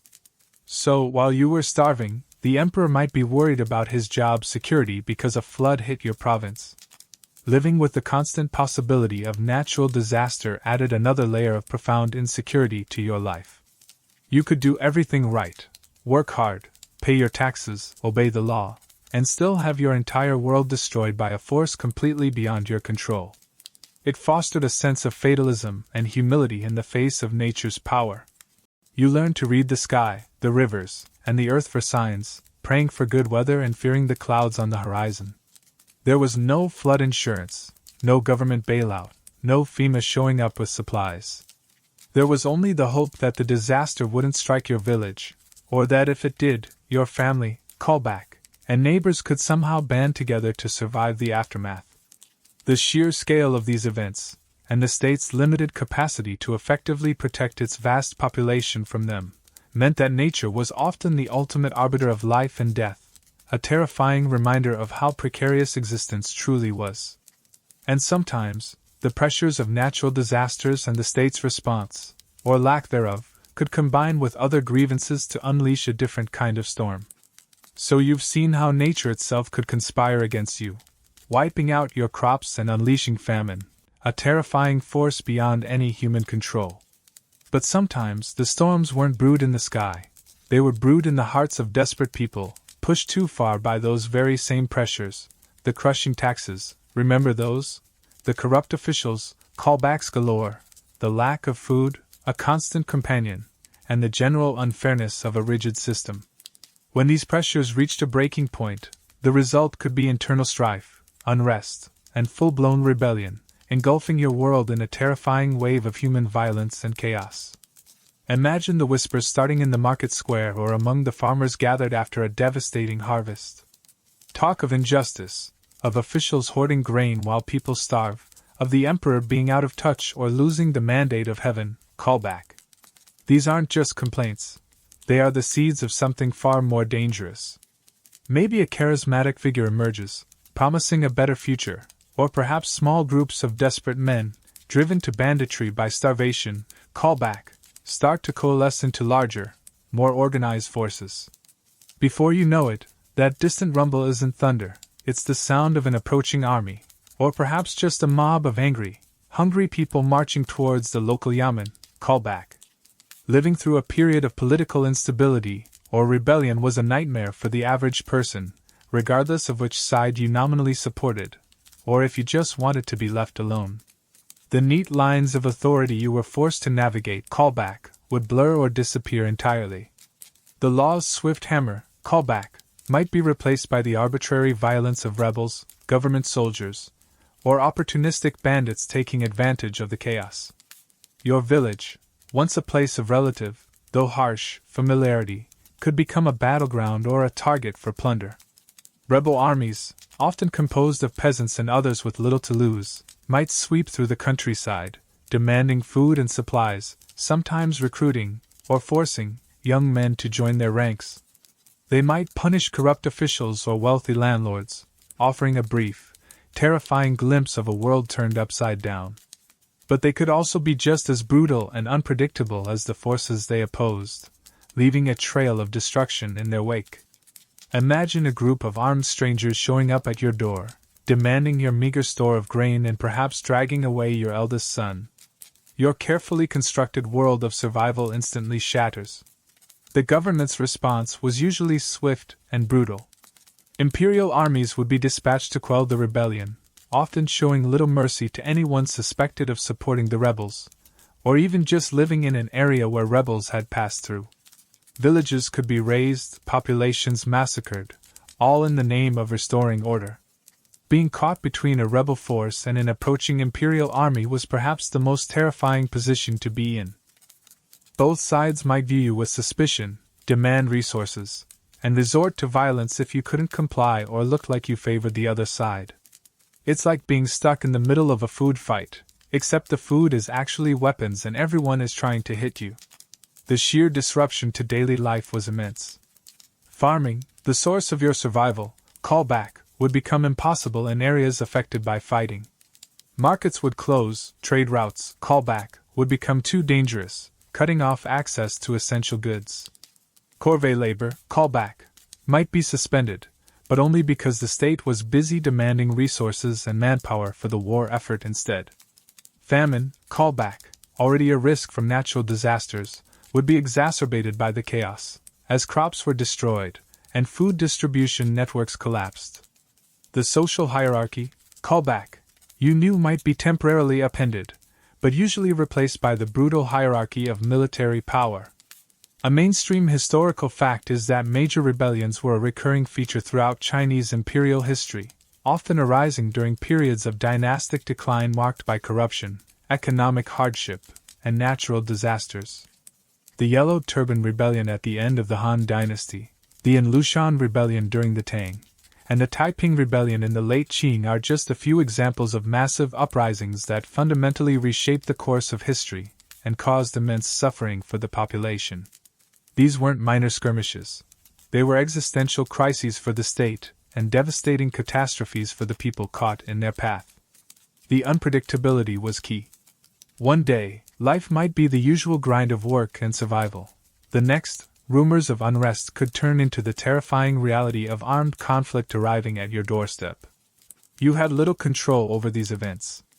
You couldn't vote for a different leader or protest peacefully without risking severe punishment, callback.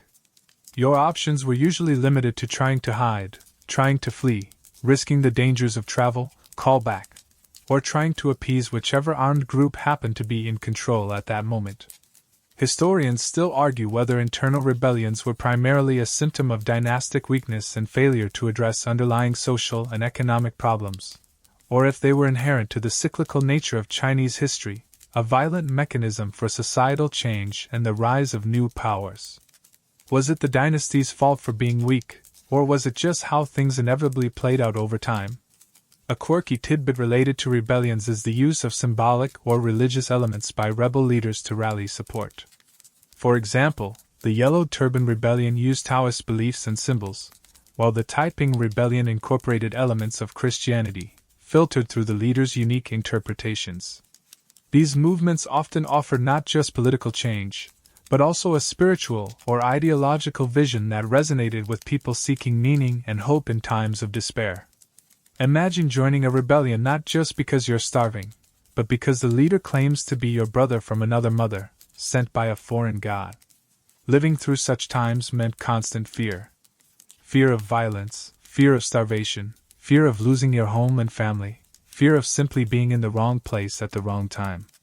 The bonds of community, callback, might strengthen in the face of external threat, but they could also fracture under the strain, as people turned on each other out of desperation or suspicion. Trust became a rare commodity. Even after a rebellion was suppressed, the hardship didn't necessarily end. The state might impose even heavier taxes to pay for the war effort, demand corvée labor for rebuilding, and maintain a harsh, suspicious presence in affected areas. The scars of conflict, both physical and social, would linger for years, sometimes generations. Your life, already precarious, was constantly at risk of being overturned by forces far beyond your control, whether they were the floods from the sky or the angry mobs from the villages down the road. So you've seen how life could be upended by forces from within, the desperate rage of your fellow subjects boiling over into rebellion. Remember those? But the dangers weren't always homegrown. Beyond the familiar valleys and mountains of the empire lay other peoples, other powers, sometimes trading partners, sometimes rivals, and often terrifying military threats. Because in Imperial China, your life was also constantly vulnerable to the impacts of foreign relations and the brutal reality of war with external enemies. Imagine living near the vast northern frontier, that long, shifting border separating the settled agricultural lands from the nomadic peoples of the steppes. For centuries, dynasties grappled with these groups, the Xiongnu, the Mongols, the Jurchens, among others. Sometimes there was uneasy peace, maintained through tribute, trade, or strategic marriages. Other times, there was violent conflict. Nomadic cavalry, swift and mobile, could raid across the border, plundering villages, stealing livestock, and carrying off captives.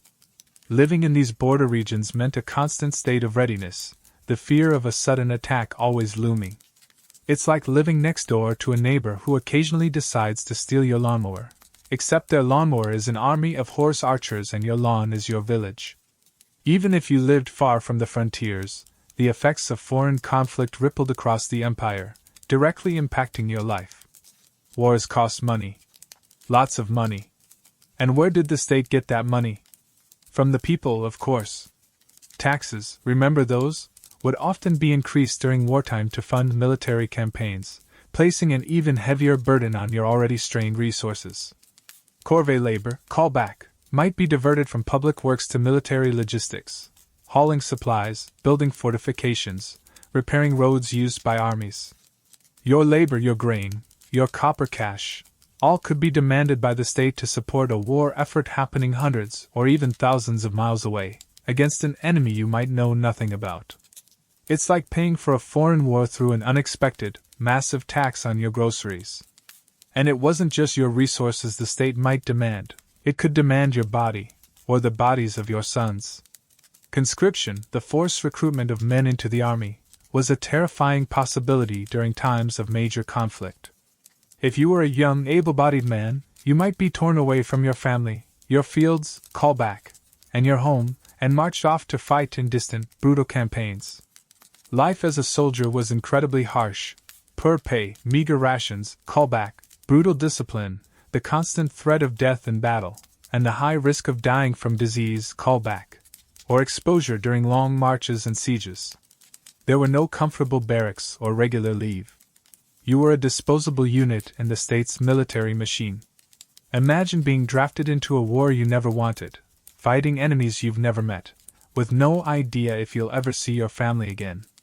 Even if you weren't conscripted, war disrupted the fragile economy. Trade routes, callback, could be cut off, affecting the availability and price of goods, even essential ones like salt or iron tools. Markets might close, making it harder to sell any small surplus you managed to produce.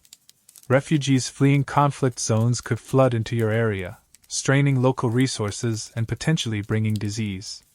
The general instability caused by war, whether external or internal, callback, made life even more unpredictable and difficult. A mainstream historical fact is that the construction and maintenance of the Great Wall, while serving as a symbolic and sometimes practical defense against northern invaders, also represented an immense, centuries-long drain on state resources and peasant labor, callback, highlighting the constant pressure exerted by external threats on the imperial system and its population. It was a monumental effort, paid for with the sweat and lives of countless common people. The outcomes of these wars also directly impacted the population. A victory might mean a period of relative peace, perhaps access to new trade goods, or a boost to imperial prestige, which meant little to you. But a defeat could be catastrophic. Losing territory meant displacement for those living there and potential subjugation by a foreign power. A weakened dynasty after a major military loss might face increased internal unrest or demands from other foreign powers. You might find yourself living under new rulers, speaking a different language, subject to different laws and taxes. The fate of the empire, decided on distant battlefields by generals and emperors, had very real, tangible consequences for your daily struggle for survival. Historians still argue whether the constant pressure from nomadic groups on the northern frontier was primarily an existential threat that forced the Chinese state to centralize and mobilize resources on a massive scale, or if the relationship was more complex, involving significant periods of mutually beneficial trade and cultural exchange alongside conflict. Was it always us versus them? Or was the border a more fluid, interactive zone? Dealing with foreign relations wasn't just about open warfare. It also involved complex diplomacy, tribute missions, and trade. While trade could bring prosperity to some, it also meant increased interaction with outsiders, who might be viewed with suspicion or outright hostility by officials, callback, or the general populace. Foreign envoys or merchants in major cities were often confined to specific quarters and closely monitored, callback. The arrival of foreign visitors could be a spectacle, but also a source of anxiety about the state's ability to manage these relationships. A quirky tidbit related to foreign interactions is the practice of sending tribute missions by foreign states to the Chinese court. These missions, often involving elaborate rituals and the presentation of exotic goods, were seen by the Chinese as an acknowledgement of the emperor's supreme authority, a symbolic representation of the world order with China at its center. For the foreign envoys, it was often a way to gain access to the lucrative Chinese market for trade, even if it meant performing kowtow, callback, and accepting a subordinate status. Imagine your country sending its leaders halfway around the world just to bow down and give gifts to a foreign ruler, all so your merchants can sell stuff. Living under the constant possibility of war with external powers, or dealing with the demands and disruptions it caused even when far away, added another layer of insecurity to your life. You were a pawn in geopolitical games played by emperors and generals, your life and livelihood potentially sacrificed for the sake of border security or imperial ambition. Your personal problems of hunger, work, and taxes were compounded by the state's need to defend itself or expand its influence. You learned to fear news from the frontiers, knowing it could bring higher taxes, conscription, or the terrifying reality of conflict arriving at your doorstep. It makes your modern worries about international trade disputes seem a bit less dramatic, doesn't it? Because for you, in Imperial China, foreign relations weren't just about diplomacy. They were about survival, and they were ultimately dictated by the absolute power of the one man at the very top. You've navigated the terrifying possibility of conflict, whether brewed internally or arriving from beyond the borders, and seen how the fate of the empire, decided on distant battlefields, could land right on your doorstep. But above all the officials, the generals, the tax collectors, remember them? The landlords, and even the natural disasters, there was one figure who held ultimate, theoretical power over every aspect of your life, from the grandest policy to the smallest detail of your local existence, the emperor. And living under the weight of that absolute, often unpredictable, authority was perhaps the most defining, and terrifying, reality of Imperial China. Forget the idea of checks and balances, of separation of powers, or even of a distant, symbolic head of state. The emperor wasn't just the ruler, he was the son of heaven, the link between the cosmic order and the human world, holding the mandate of heaven, callback. His authority, in theory, was absolute and unquestionable. His word was law. He appointed all the officials who governed the vast empire, decided on major policies like taxation levels, callback, and military campaigns, callback, and was the final arbiter of justice, callback. His decisions, or lack thereof, could send ripples across the land, determining whether rivers were dammed, whether granaries were filled, callback, whether an army marched to war, or whether a local official was corrupt or just, callback. It's like having a single person who is simultaneously the president, the Supreme Court, the head of the military, and the CEO of everything, and their mood swings can literally change the weather, or at least how the weather's impact is handled. Even though you, the average commoner, would almost certainly never see the emperor, perhaps not even get within 100 miles of the Forbidden City, his presence was felt everywhere. Every official, from the powerful grand councilors in the capital down to the lowliest yamen runner, callback, in your district, derived their authority ultimately from him. The laws they enforced were his laws. The taxes they collected were for his treasury. The land you worked, callback, belonged, in the abstract, to the imperial state headed by him. His face might appear on the coins you used. If you were lucky enough to use coins, his name might be invoked in official proclamations read aloud in the market square, and rituals performed in his name were carried out across the land.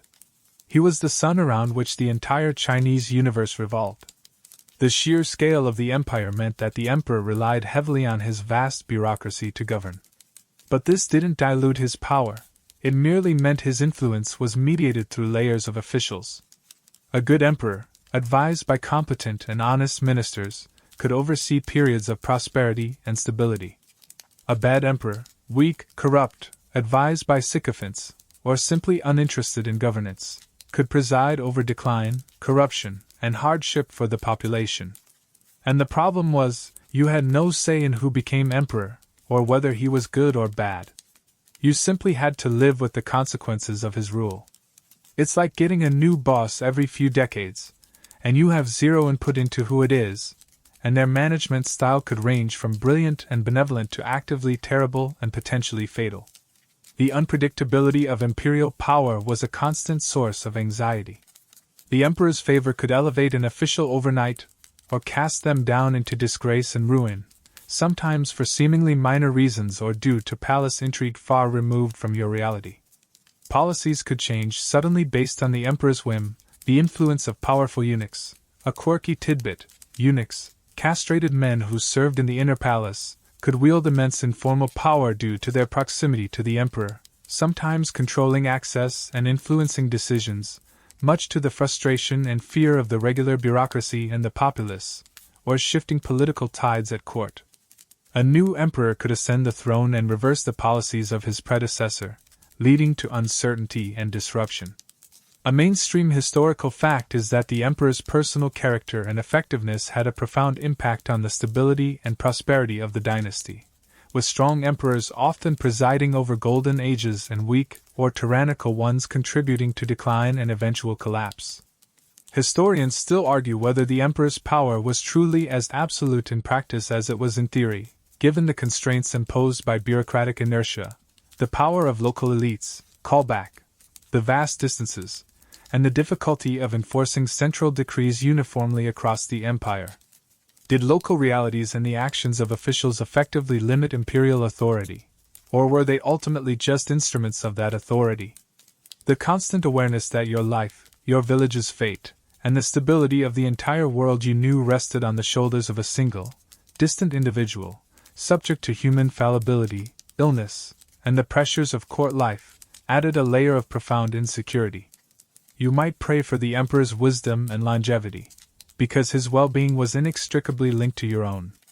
His virtue was seen as essential for maintaining harmony between heaven, earth, and humanity. A corrupt or ineffective emperor could lose the mandate of heaven, leading to natural disasters, callback, and rebellion, callback. So, even the weather felt, in a way, connected to the man on the dragon throne. The sheer scale of the imperial court, and its rituals also underscored the emperor's power and distance. Thousands of concubines, eunuchs, officials, and servants populated the Forbidden City, a world unto itself, funded by the taxes, callback, extracted from your labor. Decisions made within those opulent walls, often based on information filtered through multiple layers and influenced by personal agendas, had real consequences for the farmers in the fields and the artisans in the workshops. Living under the absolute power of the emperor meant living in a world where individual rights, as you understand them, were non-existent. Your life was a component part of the larger imperial order, valued primarily for its contribution to the state's stability and prosperity, as defined by the emperor and his officials. There was no concept of challenging his authority, no voting him out of office, no public forum for criticizing his rule without risking the most severe punishments, callback. Deference, obedience, and a quiet acceptance of your place were essential for survival. So, as the day draws to a close in Imperial China, having faced hunger, disease, backbreaking work, brutal justice, relentless taxes, dangerous travel, stifling social rules, constant surveillance, frustrating bureaucracy, natural disasters, and the specter of war, you finally feel the full weight of the ultimate power that orchestrates this challenging existence. It is the omnipresent, distant, yet utterly real power of the Emperor. His reign sets the tone for everything, his decisions ripple down through society, and his connection, or lack thereof, to the cosmic order is believed to shape the very world around you. You wouldn't just miss the freedom to vote, you'd miss the fundamental idea that the head of state is accountable to the people, rather than the other way around. And now, as the sun finally dips below the horizon, casting long shadows across the dusty paths and meager dwellings, the sounds of the day begin to soften. The distant shouts fade, the animals settle, and the glow of cooking fires becomes more prominent against the deepening twilight. The air, still carrying the familiar smells, cools slightly. Your body aches with exhaustion, your stomach rumbles, and your mind replays the day's anxieties, the taxes due, the potential for sickness, the fear of the official, the worry about the crops.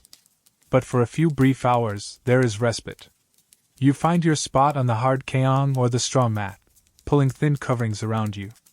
The sounds of your family settling in nearby are a small comfort in the vast, indifferent world. There is no soft bed, no warm shower, no late-night snack waiting for you. There is only the hard ground, the thin air, and the hope, fragile as a paper window pane, that you will make it through the night to face the dawn again. The world of Imperial China was a place of immense beauty, complex culture, and incredible human resilience, but for the average person, it was a daily, relentless struggle for survival against forces that were often overwhelming and beyond individual control. It makes you appreciate the quiet safety and simple comforts of your own time, doesn't it? Just breathe slowly, feel the stillness, let the sounds of your modern world fade into the background, and drift off, knowing you are safe, here and now.